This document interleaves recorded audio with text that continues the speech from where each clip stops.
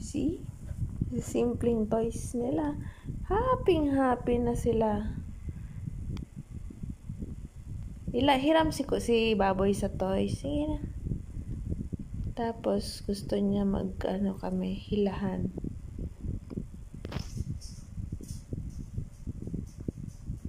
Pag naupo na ako, pag natapos na sa mga gawain, igising na sila para makipaglaro. Ay, Diyos mio. Tulog-tulog kanina, tapos karon dili na ako makatulog.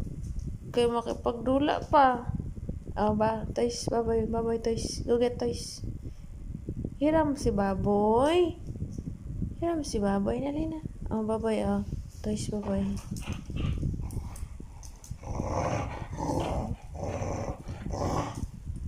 Hoy, good job. Andali, nakamot na lang dunggan kay good job. Nagparaya kay Kuya Panda. Pag human ni Kuya Panda, kwaon na nimo, okay? Imo hanat, ikaw na po magdula. Puli-puli lang mo. No, si Mami Ising, nibangon na po si Mami Ising. Wala, naigwapa ni bangon, no? Wala, bangon ng gwapa. Ukoy, magpakamot po nigdunggan, pastilan